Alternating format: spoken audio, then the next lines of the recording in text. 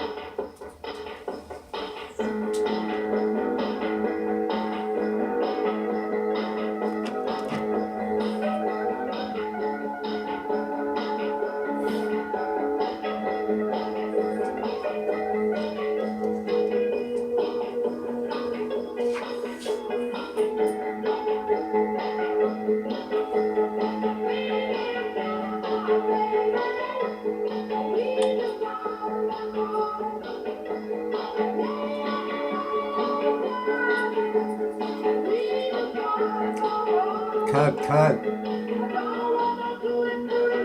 No?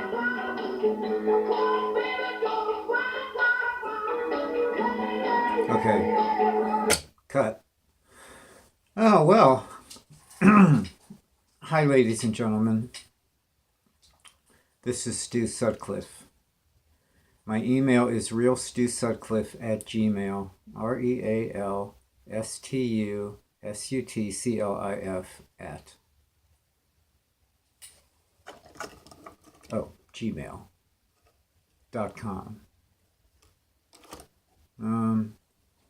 I don't care if you're a troll. You can still mail me. Maybe I can convert you. Okay. Families getting involved with law enforcement during searches or to gather facts. Well, families that have fallen victim to a crime, trying to help the police solve the crime.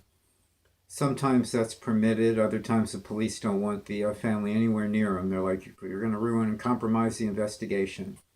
So my question is the family involved in searching for the perp that killed Libby and Abby? Are they involved with law enforcement? What do you do if you're involved with law enforcement helping solve a case? You go door to door? Do you do interviews? Do you travel? Do you take like foot impressions in the ground with pour concrete in it, make an impression? What exactly do you do if you're helping the cops? When are you hindering the cops? I'm sure they'll let you know. Just curious. Some examples of people that have tried, family members that have tried to help law enforcement solve a case would be Mark Class, Polly Class's dad. Mark. Definitely Walsh. What's his first name? I can't even think of it. Adam Walsh's dad. That's funny. I can't think of his first name. Somebody will point it out to me. Oh, John Walsh. Okay. Some examples of people that have not gotten involved with law enforcement to help solve a family member's murder would be JonBenet Ramsey's dad. So that's for that. Okay, let's talk about circumstantial evidence. Let's say the Delphi pert is caught. And they got DNA. Do they have DNA? What if they arrest a suspect in the Delphi murders? Of course, they're going to try to compare DNA. That's going to be a tough circumstantial case. The more time that goes by, if they have DNA and they arrest the right person, well, they'll get a match. But they're never really said too much about that. So circumstantial evidence. It's not as good as an eyewitness most of the time, but you can get a conviction on circumstantial evidence. The more time goes by, like I said, it's going to be very, very difficult building a substantial evidence case. And the Delphi murders, unfortunately, seems to be a circumstantial case. That's what it'll be if anybody's ever brought to trial or arrested, or they get a match. what did they find at the crime scene? What do they have? You know, they got cigarette butts, footprints. You're not going to get good footprints on leaves, but maybe there was some dirt around. Uh, a belt buckle. What have they got? What have they got to build a circumstantial case? It'll be a cold day in hell when we find out. Um, Small town America. Nobody's going to want to talk. They probably go to church together. Uh, I understand the small town. You start talking in a small town, the eyebrows are going to raise. You know, you got to like go with the status quo and pretty much say nothing. So, circumstantial evidence case. Okay, so the reward. Does it still stand at 230,000? Well, that's what it was, somewhere around there when I last checked. What happens if you collect a reward like that? Does anybody know? Do you have to pay taxes on it? I would imagine so. Wow. Pay taxes on the reward money? Nobody's talked, even with a big reward like that. Yeah. Nobody's had anything to say. What's the wording of the reward? That's very important. The wording, okay. Well, like some examples would be, we'll give you X amount of dollars, $200,000 reward for information leading to an arrest. That's one thing.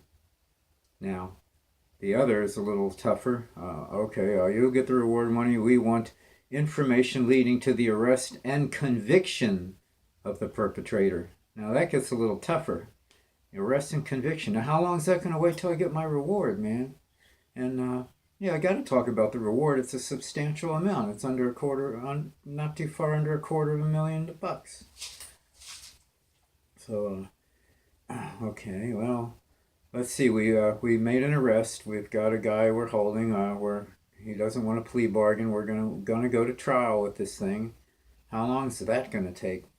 If they caught the perp tomorrow, arrested him, and charged him, if he was indicted and he was charged with the killing of these two young girls, how long would it take to fry the bastard? Indiana's got a death penalty, but they haven't used it in quite a while, right? Right? So, say this thing stretches out, man. The guy gets himself a good lawyer. The lawyer's able to just postpone it, and, where's your eyewitnesses? Well, there were no eyewitnesses to the crime that have come forward. Nobody saw Abby or Libby running or someone pointing a gun to their head while they're being walked down the hill. So this is all very problematic, and it pisses me off. It really pisses me off. Here, I'll show you something. Just to take a break. You know who this is? It was me when I was 22. Any resemblance? No? Maybe. All right, so getting a conviction. Taking this bastard, he's entitled due process. Taking this bastard to court, charging him with the crime. What's the jury going to do? Is it going to be a jury of his peers? Is it going to be people from Delphi, or would they have to go out of the county to get a jury seated? They probably wouldn't try it in Delphi. Everybody would. They've already made up their mind. Yeah, God's sake, give me a frickin' break. A change of venue. Yeah, well. Okay, so you try this bastard. He'll be in a jail cell. That's good. I don't want the death penalty for him. On second thought, do we? We don't want the death penalty for the perp in the Delphi Libby and Abby murders. Don't we want him to suffer in prison in a 6-by-8-foot cell and meet up with Bubba and get a good understanding of why they call it the pokey? Yeah, we don't want him to have the death penalty. Let him rot in jail. And as soon as they let him out in the general population, somebody's going to kill him. So that would be good. Don't have a problem not getting the death penalty. That's an easy way out. Let him suffer. Think about it, what he did. Was there an accomplice in this murder? The same questions I've been asking aren't being answered. Like, did Abby have a phone that day? Did she even own a phone? Was Libby's phone recovered? The data was taken off the cloud. Okay, so the story goes. Does that mean the phone was unworkable and you couldn't download the same video off the phone? Or maybe it didn't store the video on the phone. Just was uploading to the cloud and wasn't going to keep a copy. Okay. So, how could a perpetrator be dumb enough to to leave a cell phone with the victim after they were dragged down the hill in the dark? Wouldn't you lose it? Or was it smashed and then left there as a joke? We don't have these details. Law enforcement won't release them. I have to keep. How about somebody leaking? Okay, do we have anybody out there that leaks? Anybody that was in the search party that heard any talk? Give us some text. Put something out on YouTube and give us some guidance. Saying, "Oh, tell us what happened." Put it on YouTube if you don't want to speak, don't want your voice up there. Just have text scrolling. Yeah, I witnessed this and this isn't true. At this point, we're desperate for some WikiLeaks. And I don't mean the kind where you have to go to the Depends section in the grocery store. So, all right. Somebody leak out something we can use. Okay? Even one of the family members. Yeah, I don't know. People in town would be pissed if you go making videos, but just leak it. Figure out how to do it. All right. So this bastard gets thrown in prison. He's found guilty. He's thrown in prison. Hopefully we'll get a conviction after 3 or 4 years once he's caught. If too many years go by, it's going to be harder and harder. What kind of evidence do they have preserved? I think the cops feel they do not have enough to get a conviction.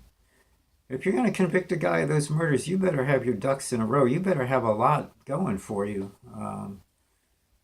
They might have a little information, be like, don't know if a jury's going to find our defendant guilty or not.